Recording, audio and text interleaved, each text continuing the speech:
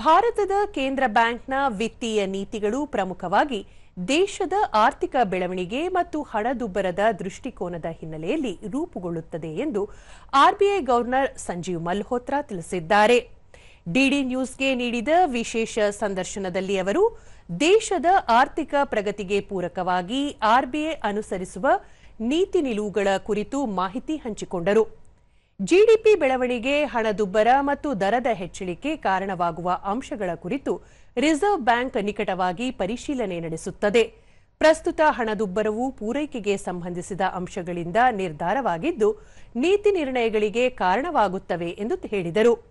ಪಶ್ಚಿಮ ಏಷ್ಯಾದಲ್ಲಿ ನಿರ್ಮಾಣವಾಗಿರುವ ಭೂ ರಾಜಕೀಯ ಬಿಕ್ಕಟ್ಟುಗಳು ಮತ್ತು ಜಾಗತಿಕ ಅನಿಶ್ಚಿತ ವಾತಾವರಣದ ನಡುವೆಯೂ ಭಾರತ ಅತಿ ಹೆಚ್ಚು ವೇಗವಾಗಿ ಅಭಿವೃದ್ಧಿ ಹೊಂದುತ್ತಿರುವ ಆರ್ಥಿಕತೆಯನ್ನು ಹೊಂದಿದೆ.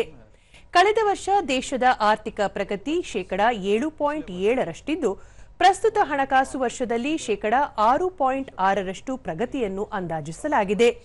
ಈ ಪ್ರಗತಿ ಭಾರತದ ಆರ್ಥಿಕ ಸ್ಥಿರತೆಯಲ್ಲಿರುವ ವಿಶ್ವಾಸವನ್ನು ಸಾಬೀತುಪಡಿಸುತ್ತದೆ ಎಂದು ತಿಳಿಸಿದರು. ಹಣದ ಸ್ಥಿತಿಗತಿಯನ್ನು ನಿಯಂತ್ರಣದಲ್ಲಿಡುವುದು ಅರ್ಥವ್ಯವಸ್ಥೆಯ ಪ್ರಗತಿಯು ರಿಸರ್ವ್ ಬ್ಯಾಂಕ್ನ ಪ್ರಾಥಮಿಕ ಆದ್ಯತೆಯಾಗಿದೆ.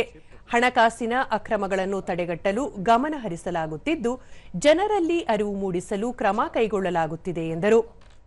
इसका कारण यही है कि हमारे जो मैक्रो इकोनॉमिक फंडामेंटल्स हैं वो बहुत सुदृढ़ हैं, बहुत मजबूत हैं.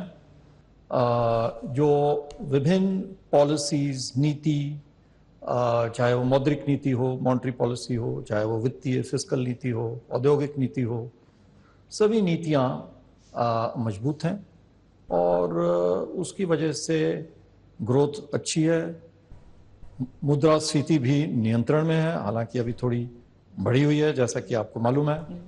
पर कुल मिलाकर के मैं समझता हूं कि जो हमारी विभिन्न नीतियां रही हैं उसकी वजह से आज हम एक अच्छी स्थिति में हैं, जिससे हम प्रत्येक जो भी हमारे सामने खतरे हैं उनको हम अच्छे से उनका हम निपट सकते हैं.